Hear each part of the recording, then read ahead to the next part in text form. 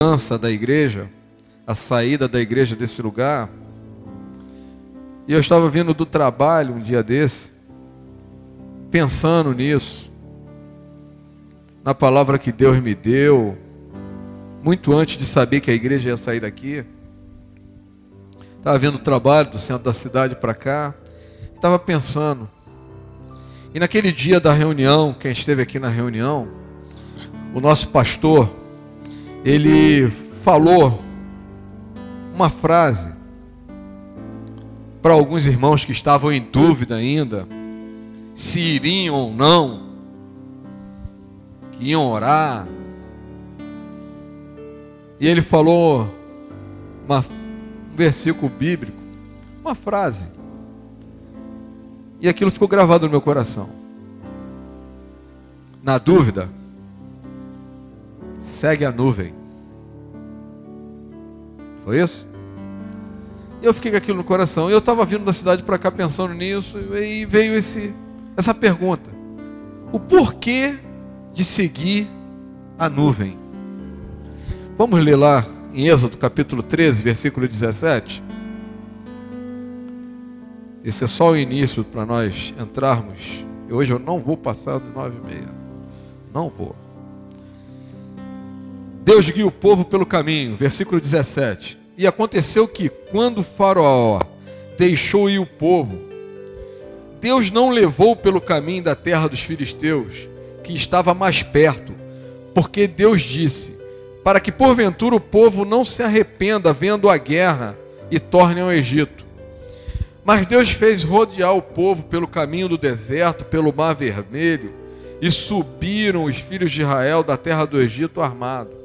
E tomou Moisés os ossos de José consigo, porquanto havia este estreitamente ajuramentado aos filhos de Israel, dizendo, certamente Deus vos visitará, fareis, pois, subir daqui os meus ossos convosco. E assim partiram de Sucote e acamparam em Etã, à entrada do deserto.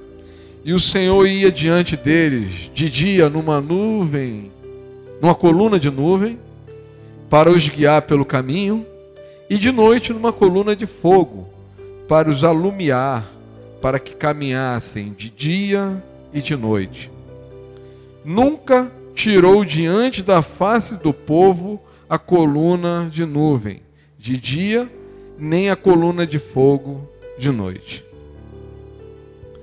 Esse texto é muito conhecido. Deus estava tirando o povo de Israel do Egito. E Deus estava mostrando para o povo que era simples ele tirar. Mas ele mostrou a cada momento ali, de endurecer o coração de Faraó, tem ali as 10 pragas, você conhece aquela passagem? Ele liberava, Faraó liberava, Deus apertava o coração dele e ele perseguia o povo. Deus estava querendo mostrar para o povo quem era ele. Deus estava mostrando para ele, para o povo, ensinando o povo. E essa passagem é muito linda. E quando você vê Deus usando uma nuvem, e eu fiquei pensando assim, por que de seguir a nuvem?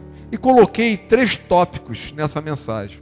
Mas antes de entrar nele, eu queria exatamente no versículo 17, ele fala assim, se bem que fosse mais perto. Interessante que Deus, quando tirou o povo do Egito, se você for lá no mapa, na tua Bíblia, lá no tempo do Egito, lá, você vai ver que poderia sair do Egito para Canaã num retão. Mas havia um conflito entre os filisteus e os egípcios, na fronteira ali, entre o Canaã e o Egito. E Deus, o que Deus faz? Não vou levar esse povo, nós estamos falando aqui de aproximadamente 1 milhão de pessoas. 630 mil, sem contar os Levi, da tribo de Levi, que não foram contados. Isso homens acima de 20 anos. Mas aproximadamente, só conta a cabeça de homem naquela época, não contava a mulher, 1 milhão de pessoas. E Deus trouxe, por um percurso, ele vem paralelo ao rio do Mar Vermelho, até o Monte Sinai e depois sobe. E eu fiquei pensando nisso. Há um tempo atrás, Deus me mostrou isso. Por que não levar direto? Sabe por quê, querido? Primeiro que Deus, quando quer tirar você e levar você para uma bênção, os caminhos dele, Isaías 55, 8, 9, diz que os caminhos dele não são os nossos caminhos. Deus quer levar você para o caminho de segurança. E às vezes o homem quer tomar atalho e de repente se vê no meio de confusão, sabia disso? Havia um conflito entre os egípcios e o povo lá de Canaã. Então o que a palavra diz assim, ó? Deus não os levou pelo caminho da terra dos filisteus, que estava mais perto, porque Deus disse, para que porventura o povo não se arrependa vendo a guerra e torne ao Egito. Imagina se Deus entra com aquele povo no meio da confusão, no meio de uma guerrilha. Deus quer falar contigo nessa noite. Não tome atalho para a tua bênção. Não tome atalho para a tua bênção. Deixa Ele te conduzir. O caminho dele não é o teu caminho. Nem os pensamentos dele, conforme diz a palavra, são os nossos pensamentos. Então não tome atalho. Não tome atalho. A bênção está, você tem uma promessa de Deus, então se guia pela nuvem. E a nuvem está aqui hoje. Você sabia disso? A coluna de fogo e a nuvem estão aqui hoje. Está aqui, ó. Essa aqui é a nuvem hoje que te guia. E a coluna é a palavra. Se guia pela palavra de Deus. Deixa Deus te guiar. Não tome nenhum atalho. Vou ajudar a Deus, vou dar uma encurtada no caminho aqui, tentar resolver. Eu estava ali pensando nisso, estava cantando aquele louvor em espírito. Não foi aquela música que nós estávamos cantando? Eu, quando me converti há 18 anos atrás, eu cantava muito essa música todos os dias, numa lojinha de móveis usados, lá na Ilha do Governador. Cheio de poeira, toda sexta-feira. Não tinha uma igreja ainda fixa. Eu me reunia lá com os irmãos da Assembleia. E eu cantava muito esse louvor. E eu falei, 18 anos atrás. E hoje, 18 anos agora, eu estou aqui. Deus está... São 18 anos. Não é 18 dias, nem 18 meses. Mas 18 anos. Não, Deus é tremendo, que sempre nos dá caminho seguro para não entrarmos no meio de confusão, mesmo que esses caminhos sejam longos. Versículo 18, mas Deus fez o povo rodear pelo caminho do deserto, perto do Mar Vermelho, e os filhos de Israel subiram armados à terra do Egito. Nem sempre, escuta isso, nem sempre o deserto é lugar de tristeza, de amargura e de sofrimento. No deserto de Deus é lugar de segurança, de tratamento e de ensinamento. Deus te colocou, nos levou para o deserto? Não fica triste não. Está passando pelo deserto? Não fica triste não. Deus está te ensinando no deserto. É no deserto que Ele vai te amadurecer. No deserto que Ele vai te ensinar. No deserto que você vai aprender a profetizar como Ezequiel, lá no capítulo 37 de Ezequiel.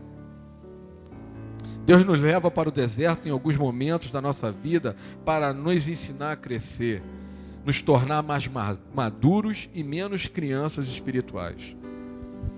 Aprenda no deserto, meu irmão. Fala para o teu irmão que está do teu lado aí. Aprenda no deserto. Serginho, aprenda no deserto. Vira para o teu irmão que está do teu lado aí e fala assim, ó, aprenda no deserto. Fala mesmo, abre tua boca, um para o outro aí, ó, aprenda no deserto. Versículo 19. Moisés levou consigo os ossos de José, porquanto havia ele solenemente ajuramentado os filhos de Israel, dizendo, certamente Deus vos visitará, e vos haveis de levar daqui convosco os meus ossos. José fez a seus irmãos prometerem não deixar os seus ossos no Egito. Para José era melhor que os seus ossos passassem pelo deserto, que ficassem no Egito. Tem gente que gosta do Egito. Nós vamos falar isso daqui a pouco. Tem gente que gosta do Egito. Tem gente que fica com medo de sair do Egito. O Egito aponta para lá, para fora, para o mundo, para o sistema que está ali. Vivendo a lei de Gerson. Ganhando vantagem em tudo. Não importa como. Esse é o sistema do Egito. 21. E o Senhor ia diante deles de dia e de noite, numa nuvem e numa coluna de fogo, a fim de caminhar-se de dia e de noite. Deus nunca te deixou de te guiar com segurança. Hoje a coluna e a nuvem de fogo estão diante de ti, que é a palavra dele. A coluna e a nuvem estão diante de ti. Salmo 119, 105 diz: lâmpadas para os meus pés é a tua palavra, e luz para o meu caminho. Se você traduzir isso, nuvem e coluna. Certo? Lâmpada para os meus pés e luz para o meu caminho é a tua palavra. Nunca tirou diante da face, versículo 22, nunca tirou de diante da face do povo a coluna de nuvem de dia, nem a coluna de fogo à noite. Deus nunca tirou diante de vós a sua palavra. O problema é que os nossos olhos se desviam dela, e quando percebemos, estamos no meio do deserto, sem direção. Quando você quer andar pelos seus próprios meios, aconteceu comigo, várias vezes. Quando eu tentei andar com meus próprios pés algumas vezes, me arrebentei todo. Tentei encurtar o caminho, me deparei no meio de confusão. Hoje ainda vem umas marolas ainda desse tempo, que eu estou tentando dissolver ainda. Não ande pelos seus próprios pensamentos. O coração do homem é enganoso. Discerne tudo no espírito. Não vai pela emoção e de sentimento. Daqui a pouco você está no meio de um monte de confusão. Não toma nenhuma atitude em relação a relacionamento, em relação a trabalho, ou alguma coisa que você está pretendendo fazer. Não abra mão da tua família. Não abra mão da tua família. Isso é a introdução daquilo que eu vou falar agora. O porquê de seguir a nuvem. O primeiro tópico, se você quiser anotar. Porquê de seguir a nuvem? Porque o Senhor também está na nuvem. Esse é o primeiro motivo. Por que de seguir a nuvem? Impressionante. Todas as vezes, eu passei o dia hoje estudando o livro de Êxodo, e Deus, na 99%, ele falava, ele aparecia no meio da nuvem. Eu fiquei até pensando, ele vinha surfando no meio da nuvem. Em todos os momentos que ele se manifestava a Moisés e Arão, era no meio da nuvem. O porquê de eu seguir a nuvem? Porque eu tenho a certeza que Deus está na nuvem. Êxodo 14, por favor, 24, diz assim: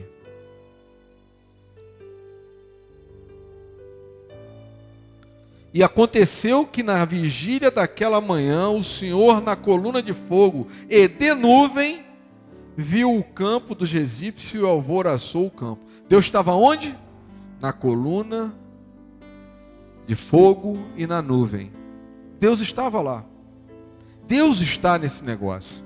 Essa mudança da igreja, desse lugar, querido, eu tenho a convicção. Eu tenho, cada dia que passa, mais convicção que a saída desse lugar aqui, primeiro, é para nos tirar desse lugar aqui, em relação à legalidade desse lugar, por não ter documentação. Essa é a primeira coisa que Deus falou no meu coração. O pastor nem sabe disso, mas Deus falou para mim. E a segunda coisa que Deus está nos tirando desse lugar é para mexer na igreja. A igreja está muito parada, inclusive eu, estou falando para mim. A igreja está muito parada, se acostumando a vir os cultos todos os dias, a mesma pessoa, mesmos banquinhos vazios.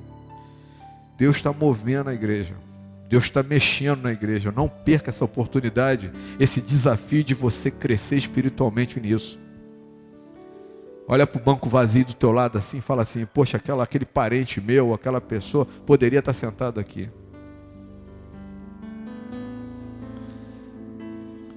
Que dificuldade nós temos de ouvir a Deus, porque continuamos a errar e a andar na periferia da palavra. É o nosso eu que nos faz agir assim. Somos, estou falando para mim, arrogantes, ciumentos em todas as áreas, inclusive dentro da igreja. Prepotentes, querendo demonstrar sempre que sabemos mais do que o outro. Falta-nos simplicidade. A igreja está faltando simplicidade na igreja. Vou orar. Ah, no vendedor, querido. Não tem que orar não. Vamos conjecturar, porque não é pecado. Vamos conjecturar. Imagina aquele povo, a nuvem anda. Andou lá de Tomás Coelho para cá. Aí está aqui, os levitas, todo mundo arrumando a casa. Imagina naquele tempo. Montando as tendas, colocando os ar-condicionado, botando os ventiladores. Daqui a pouco, a nuvem anda. Oh, para tudo, a nuvem andou. Tu acredita que nenhum daquele quase 1 milhão ou 1 milhão de pessoas fala assim: pô, mas agora que a gente está montando tudo aqui, já está tudo quase pronto, a nuvem vai andar? Tu acredita que não houve murmuração naquela época? Duvido. Mas a nuvem andou. E ainda fiquei pensando, será que não ficou alguns pelo caminho? Não, agora que eu estou aqui mesmo, vou ficar por aqui mesmo. Será que não ficou um rastro pelo caminho?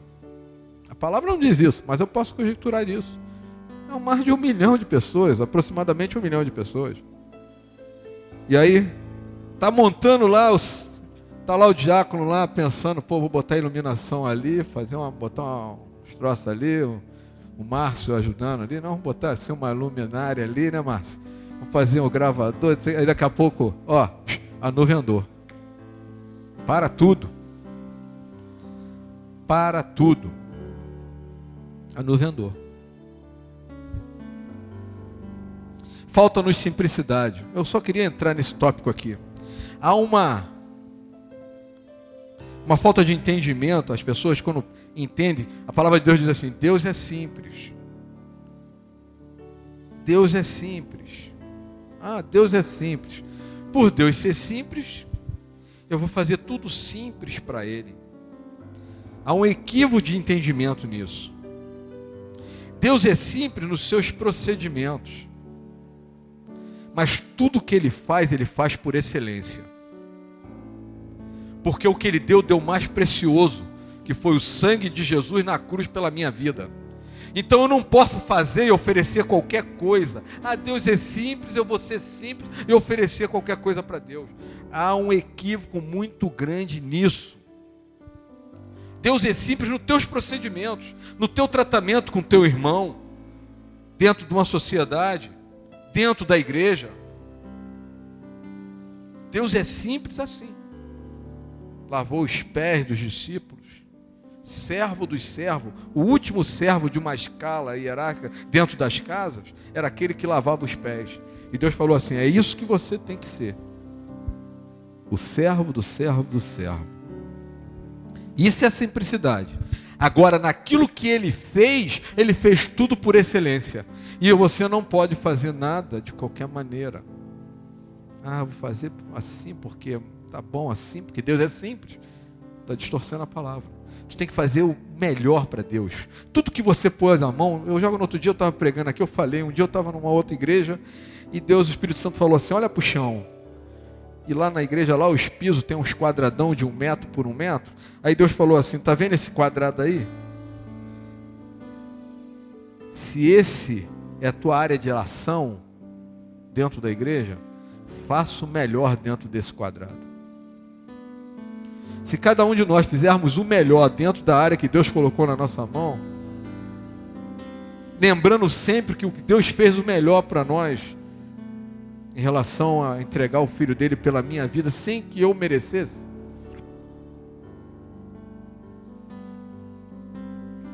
Deus é simples. nos seus procedimentos, mas é excelente naquilo que ele faz. E disseram, 14, 11 a 12, diz assim, e disseram a Moisés, capítulo 14, do 11 a 12, disseram assim, e disseram a Moisés, foi porque não havia sepulcro no Egito, que de lá nos tirasse, para morrermos neste deserto? Por que fizeste isso, tirando-nos do Egito? Não é isto o que te dissemos no Egito? Deixa-nos que sirvamos ao egípcio, pois é melhor que fora servir aos egípcios do que morramos no deserto. Tem gente que prefere permanecer no Egito comendo da guloseima do Egito, vivendo dentro dos padrões do Egito. São filhos que não confiam no pai. Pai, somos filhos que não confiamos no pai. Aí o Espírito Santo me falou uma outra coisa. Seus filhos confiam em você? Eu fiz essa pergunta. O Espírito Santo perguntou para mim, eu estou perguntando para a igreja. Os seus filhos confiam em você? Você é um pai confiável? Suas atitudes demonstram para aqueles que te rodeiam, que são os seus familiares, confiança? Começa a refletir nisso. Se você tem a palavra, tem a promessa, não confia no teu pai, eu pergunto para você, teus filhos têm que confiar em você? Você está tendo atitude de fé, ensinando o teu filho a crer na palavra? Quando Deus disse a Moisés para tirar o povo do Egito, ele nunca deixou só, nunca faltou nada para o povo, mesmo assim não paravam de murmurar. Se você for no capítulo 16 e 17, eles chegam a Mara, a água estava amarga, aí eles murmuram. Aí daqui a pouco no 17 faltou comida, aí eles murmuravam. E Deus deu água, deu cordonizes, deu maná, e a turma lá murmurando. A cada hora a turma murmurava. Para de murmurar, meu irmão. Deus nunca deixou faltar o pão na tua mesa. Para de murmurar. O teu momento vai chegar. A tua hora vai chegar. Deus está te ensinando a administrar a bênção, porque se Ele liberar a bênção agora na tua mão, você vai se enrolar todo. Não é diferente de hoje. Deus tem nos abençoado, tem guardado nossa família.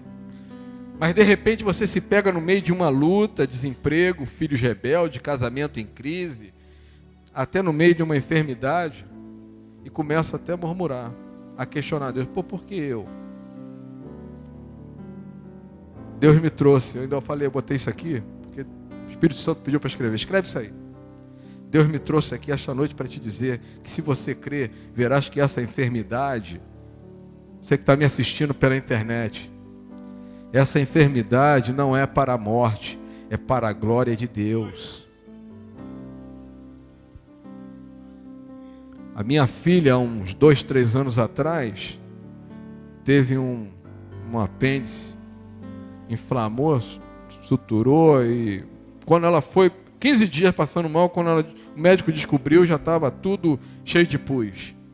E quando ela entrou no centro de cirurgia, ela falava, pai, não me deixa morrer. Quando ela foi fazer a tomografia, que enrolaram ela toda para fazer a tomografia, ela olha toda amarradinha lá, ela, pai, não me deixa morrer. E eu com ela lá. E quando ela entrou pelo centro cirúrgico, estava eu, minha esposa, o meu genro, que não era noivo, era só noivo ainda. E eu falei, Deus, o que é isso? O Espírito Santo falou para mim assim, ó, essa enfermidade não é para a morte, é para a minha glória. Naquele momento, minha esposa está lá e viu. Eu comecei a cantar louvores na porta do centro cirúrgico. E quando o médico entrou, ele falou assim, ó, é muito pouco a chance dela. A chance dela é muito pouco. Tanto que tiveram que abrir ela, tirar todos os órgãos para fora, para lavar tudo e botando tudo de volta dentro dela. Mas para a glória e honra do Senhor, minha filha está lá, ó. Aleluia. Creia nisso. Deus às vezes te coloca num vale para te provar a tua fé. Há momentos que Deus quer estar contigo, assim como Deus falava com Moisés, face a face.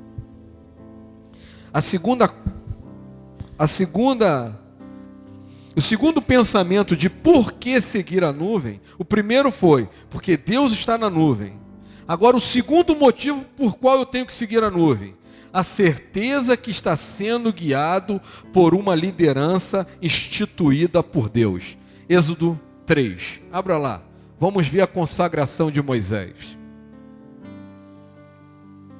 Você está tirando, eu quero que Deus, você saia daqui, não mais com nenhuma dúvida no teu coração. E você que está me escutando na internet, se é de outra denominação, escuta essa mensagem. Deixa o Espírito Santo falar contigo. A certeza, segundo tópico, a certeza de que está sendo guiado por uma liderança instituída por Deus. Êxodo 3, de 1 ao 5. Diz assim: e apacentava Moisés o rebanho de Jetro, seu sogro, sacerdote Midian, e levou o rebanho atrás do deserto e veio ao monte de Deus, a Horebe. E apareceu o anjo do Senhor em uma chama de fogo, no meio da sarça.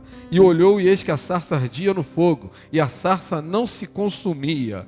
E Moisés disse: agora me virarei para lá e verei esta grande visão, porque a sarça não se queima. E vendo o Senhor que se virava para lá a ver, bradou Deus, e ele no meio da sarça disse: Moisés, Moisés. E ele disse: eis-me aqui. E disse: não te chegues para cá, tira os teus sapatos dos teus pés, porque o lugar em que tu estás é terra santa. E disse mais: eu sou o Deus de teu pai, Deus de Abraão, Deus de Isaque, Deus de Jacó. E Moisés encobriu seu rosto, porque temeu olhar a Deus. E disse o Senhor: tenho visto atentamente a aflição do meu povo, que está no Egito, e tenho ouvido seu clamor por causa dos seus exatores, porque conheci as suas obras.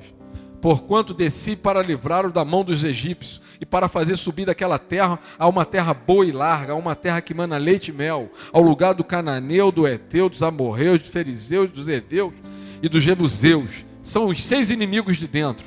Eu escutei uma vez uma mensagem sobre esse texto aqui, do saudoso pastor Moisés Malafaia, os 6 inimigos de dentro. E agora eis que o clamor dos filhos de Israel chegou a mim, e também tenho visto a opressão com que os egípcios os oprimem.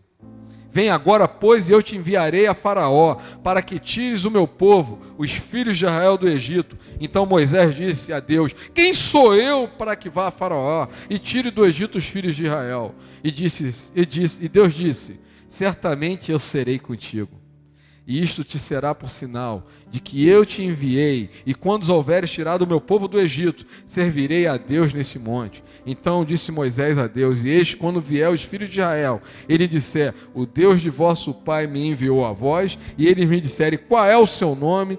Que lhe direis? E disse Deus a Moisés: eu sou o que sou. E disse mais: assim dirás aos filhos de Israel: eu sou o que me enviou a vós. E Deus disse mais a Moisés: assim dirás aos filhos de Israel: o Senhor, Deus de vosso pai, o Deus de Abraão, o Deus de Isaque, o Deus de Jacó, me enviou a vós. Este é o meu nome eternamente, e este é o meu memorial de geração em geração. E vendo o Senhor que ele bradou no meio, Deus tem hora que grita, sabia disso? Às vezes você está aí sentado, a mensagem está aqui sendo pregada, e você está com o teu pensamento longe. E Deus, às vezes, Deus tem que gritar contigo: ô, acorda aí, meu irmão, se liga, se liga. Foi assim que Deus bradou a Moisés. Moisés ia tomar uma atitude de virar, Deus gritou, a palavra bradou e gritou: Moisés, Moisés, não vira para cá não. Deus de vez em quando grita, e mesmo assim você não escuta. Moisés diz: eis-me aqui. O pastor dessa igreja disse um dia: eis-me aqui, Senhor. E disse mais, Deus falou muito em relação a esse texto aqui, em relação ao pastor Carlos. Ele disse mais: eu sou o Deus do teu pai. E Moisés escondeu o rosto, versículo 6, porque temeu olhar a Deus. Moisés escondeu o rosto. Moisés era um homem temente a Deus. Aí eu quero deixar essa pergunta para a igreja: O seu pastor é um homem temente a Deus? As suas atitudes condizem com um homem temente a Deus que anda segundo a palavra de Deus? Você está num rebanho, querido, sendo guiado pelo homem que um dia disse para Deus: eis-me aqui. Quando Deus me tirou da outra igreja, a nuvem andou. Eu falei, peguei para um pastor e falou: estou saindo. Ele: não, me dá 2 anos para confirmar isso. E eu dei 2 anos.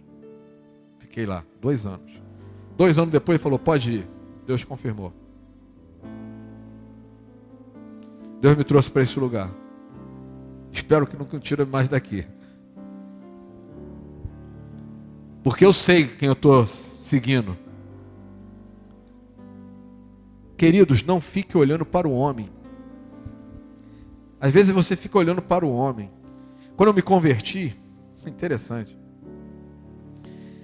Eu virei para a pessoa que me levou para Cristo, que hoje é coronel lá da aeronáutica. Eu falei: agora, o que eu faço? Para onde eu vou? Ele: agora tu procura uma igreja, vai congregar. Aí eu falei o nome de um líder de uma denominação, que eu vou omitir por respeito. Eu falei: mas você acha que fulano está certo?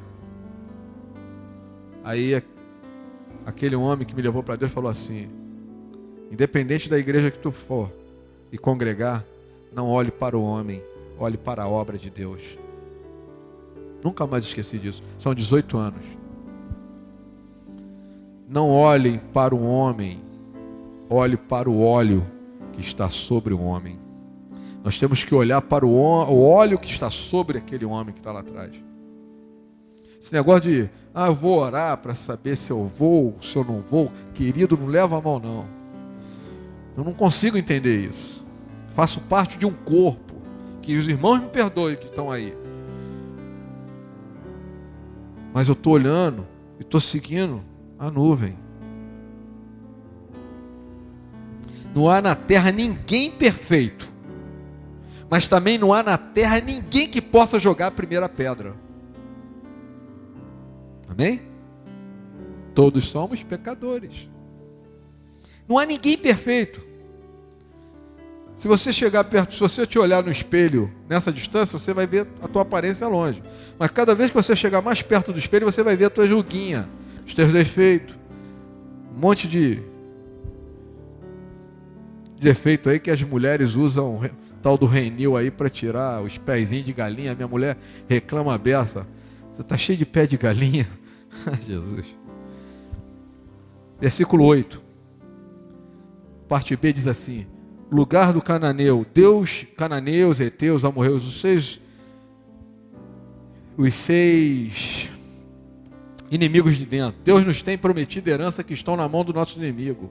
Agora, pois, vem tu, versículo 10, e eu te verei a Faraó para que tires do Egito o meu povo e os filhos de Israel. Deus está chamando a Moisés para guiar seu povo.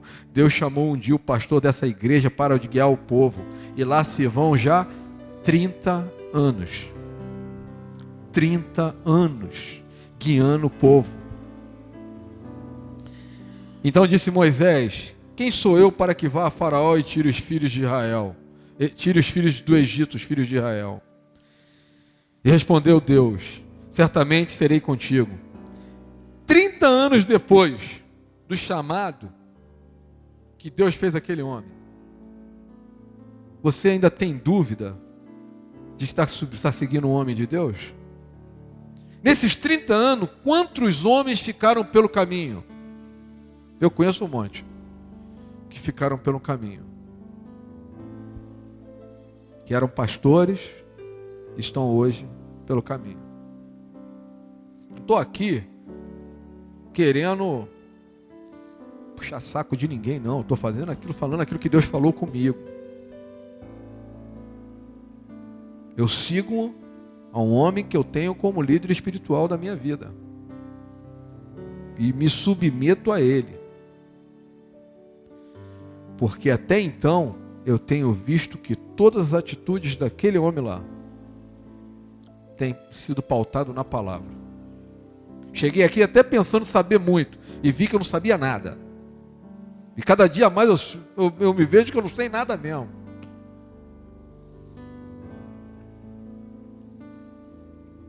Misericórdia. Versículo 14. E respondeu Deus a Moisés: eu sou o que sou. E disse mais: assim dirás aos filhos de Israel: eu sou, me enviou a vós. Deus está no controle de tudo, e principalmente no andar das nuvens. Agora o terceiro tópico, para a gente fechar. Os oficiais. Como eu gostaria que tivesse mais gente aqui, amados. Os oficiais de Moisés. Imagina você movimentar 1 milhão de pessoas. Não tinha carro de som, não tinha microfone, megafone, não tinha nada. Mas você tinha que movimentar 1 milhão de pessoas. Ah, no vendedor, como é que tu faz para movimentar 1 milhão de pessoas? Êxodo 17. Êxodo capítulo 17. A partir do versículo 8. Amaleque, subtítulo é: Amaleque peleja contra Israelita. Então veio Amaleque e pelejou contra Israel em Refidim. Pelo que disse Moisés a Josué: escolhe homens e sai a peleja contra Amaleque amanhã, e eu estarei no cume do outeiro, e a vara de Deus estará na minha mão. E fez Josué como Moisés lhe disse, pelejando contra Amaleque. Mas Moisés, Arão e Hur subiram ao cume do outeiro. E acontecia que quando Moisés levantava a sua mão, Israel prevalecia. Mas quando ele baixava a sua mão, Amaleque prevalecia.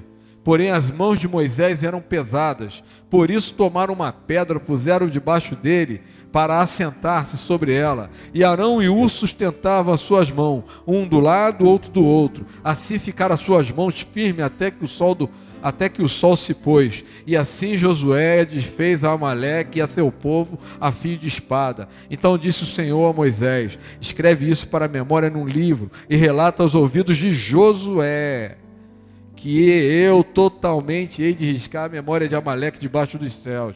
E Moisés edificou um altar e chamou o seu nome: o Senhor é a minha bandeira, ou seja, Jeová Nissi. E disse: porquanto jurou o Senhor haver guerra, que haverá guerra do Senhor contra Amaleque de geração em geração. Escolhe homem e sai a peleja contra Amaleque. Aproximadamente 1 milhão de pessoas saíram do Egito, sendo conduzida por Moisés à terra prometida. Mas como conduzir 1 milhão de pessoas sem aparelho de comunicação, sem carro de som? Moisés separou homens de confiança. Isso aqui o Espírito Santo acrescentou aqui, que não, e está lá, depois eu descobri que está lá. Homens de confiança, verdadeiros soldados do Senhor, que falavam a mesma língua que Moisés. Homens que não eram de ânimo dobre, guerreiros e decididos a lutar por sua liderança. Tinham a convicção de quem estava liderando. Josué separou homens. Moisés falou para Josué: separa homens e vai à guerra. Ele separou, mas não separou aquele que, desculpe de novo, vou orar para ver se vou. Não, eu vou guerrear, eu vou entrar nessa. É para guerrear? Vou guerrear. Vamos lutar? Vamos lutar. Estamos saindo? Vamos sair. Qual é o inimigo? Aquele lá? Vamos lá. Para que haja harmonia na movimentação do povo, tem que haver uma mesma linguagem. E isso eu já tomo para mim como um dos oficiais dessa igreja. Eu tenho que falar a mesma língua que a minha liderança. Senão o povo não anda. Senão fica uma parte aqui, porque está falando o Moisés fala uma coisa, o Moisés desse lugar fala uma coisa, aí eu falo outra, aí fica uma parte do povo aqui, a outra parte anda para lá. Imagina movimentar 1 milhão de pessoas. Aquela turma ali, que liderava junto com Moisés, falava a mesma linguagem. Eu fico imaginando, a nuvem andou, aí Moisés, os capitães, porque o próprio Jetro mandou ele separar alguma turma lá. Ó, você vai morrer, cara. Separa alguns aí. E vê que homens, a Bíblia diz que uma das características desses homens é homens tementes a Deus. E a nuvem andava e Moisés falava assim, ó, a nuvem andou. Aí se espalhava, devia se espalhar aqueles homens todos, cada um lá indo numa tribo, falar assim, ó, a nuvem andou, junta tudo aí, vamos embora. Agora imagina aquele que fala assim, pô, será que andou mesmo? Aquele que é responsável pelo pedaço lá daquele povo lá, será que andou mesmo? Vamos orar para ver se aquele andou mesmo? Nós temos que falar a mesma língua do nosso pastor. Nós temos que ter isso no coração. É melhor obedecer do que sacrificar.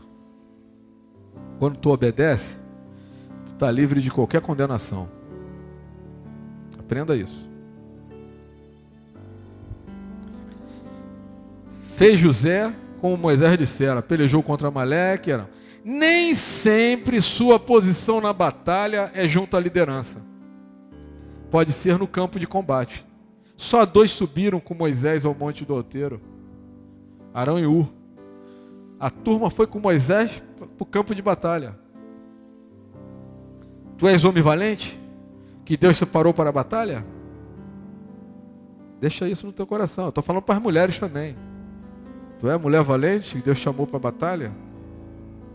Tem umas guerreiras aí sentadas aí que Deus tem observado. Acontecia que quando Moisés levantava a mão, prevalecia Israel, mas quando ele abaixava a mão, prevalecia Amaleque. As mãos de Moisés ficaram cansadas. Aqueles que ficarem ao lado da liderança, têm que suportar o peso do seu braço. É aí que dói, né, mano? Não é fácil caminhar do lado da liderança. Tem hora que o braço pesa. E aí você tem que provar se isso aqui está morto mesmo. Se essa carnezinha aqui está morta mesmo. Homem que tenham morrido na carne, que tenham aprendido a se submeter, porque obedecer é melhor do que sacrificar. Assim Josué desfez a Amaleque e a seu povo ao fio da espada. Josué estava sendo preparado para liderar o povo no futuro. Característica dos oficiais de Moisés para ajudarem a conduzir o povo. Está lá em Êxodo capítulo 18. Além disso, procurarás dentre todo o povo homens de capacidade, temente a Deus, homens de verdade, que aborreçam a avareza. Está lá, se você quiser anotar aí, Êxodo 18, 21. 9:30. Queridos, não perca a oportunidade que Deus está dando a esta igreja de crescer com essa mudança. Diga sim para Deus, diga sim para a sua liderança, diga sim para a obra de Deus. Amém? Eu quero encerrar essa mensagem, não vou fazer apelo, eu quero deixar isso no teu coração. Quero que o Espírito Santo fale contigo, amado. Se ainda tem aquela pontinha de dúvida, você que está aí na internet, daqui da igreja assistindo, peça a Deus para confirmar no teu coração. É momento de crescimento da igreja. Momento de movimentação. Quando Deus falou para Abraão, sai da tua terra e da tua parentela, era para a bênção de Deus na vida de Abraão. Quando Deus está mandando essa igreja sair daqui, é para a bênção de Deus para essa igreja, para crescimento dessa igreja. Vamos ficar de pé? Vamos encerrar. Vou orar. Perdoe se eu te confrontei, o Espírito Santo, eu não, o Espírito Santo confrontou vocês nas suas, algum pensamento. Pastor Carlos.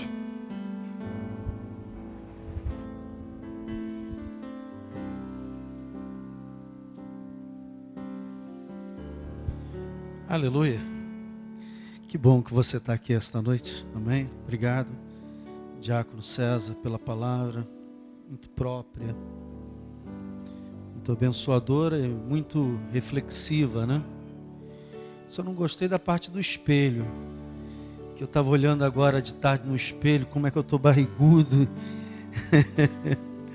Mas a palavra de Deus é o espelho. Quando ela é apresentada a nós, é justamente para isso, para a gente mirar e dizer assim, como é que eu estou diante de Deus, né? Olha, uma coisa eu aprendi durante esses anos que eu estou caminhando com o Senhor, não só como pastor, mas como ovelha principalmente, de que Deus tem na mão dele o coração da liderança. E ele pende o coração para onde ele quer. Eu aprendi isso com os meus pastores, quando fui ovelha, aprendo isso com os nossos bispos, e entendo que Deus Ele é um Deus que está sempre em movimento. E todas as igrejas que não se movimentam acabam morrendo em si mesmo. A história, quando você estuda a história da igreja, você vê isso.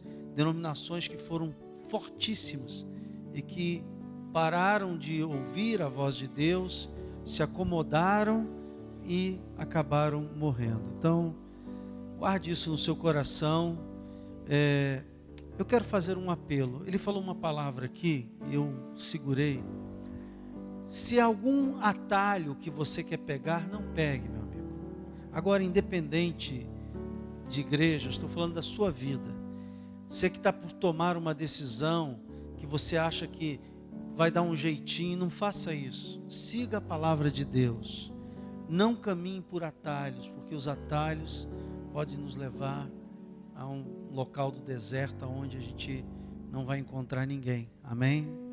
Pai, eu quero te agradecer pela palavra de hoje.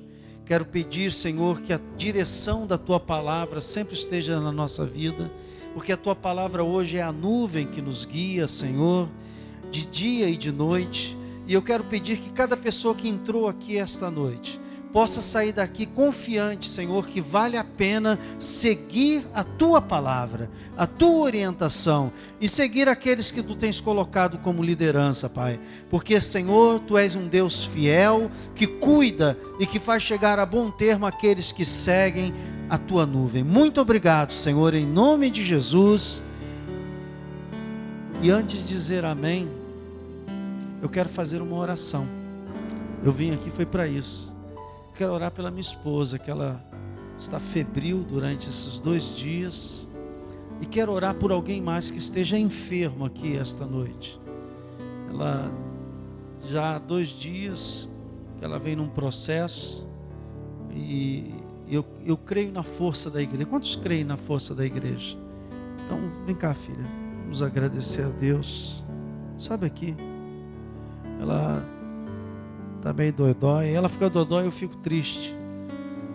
Porque a Bíblia diz que nós somos uma só carne, né? E eu creio nisso. Então, orar pela nossa pastora aqui. Alguém mais está enfermo? Pai, eu quero te pedir em nome de Jesus que a tua mão de poder seja sobre a tua filha agora. E que ela seja curada, Senhor, em nome de Jesus. Toda enfermidade. Tua palavra diz: se 2 concordarem na terra a respeito de qualquer coisa, será ligado no céu. Senhor, nós concordamos e declaramos agora ligado no céu a cura dela. Oramos também mais uma vez te agradecendo pelo restabelecimento da irmã Edna, pelo restabelecimento da Patrícia, do seu esposo, ó Deus Eliel. Oramos também pela nossa irmã, Senhor, que está acamada, filha da irmã em Holanda, Senhor. Senhor, estende a tua mão sobre ela agora. Cura, Senhor, totalmente. Faz desta enfermidade dela um motivo de grande louvor a ti. Porque, Senhor, a tua palavra diz que estas coisas acontecem para o teu nome ser engrandecido. Muito obrigado, Pai, em nome de Jesus. E que todo o povo de Deus diga junto comigo: amém.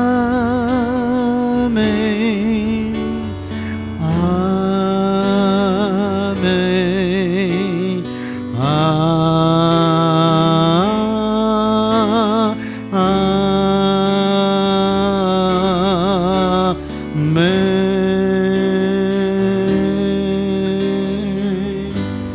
Boa noite, vamos em paz, que Deus abençoe a todos.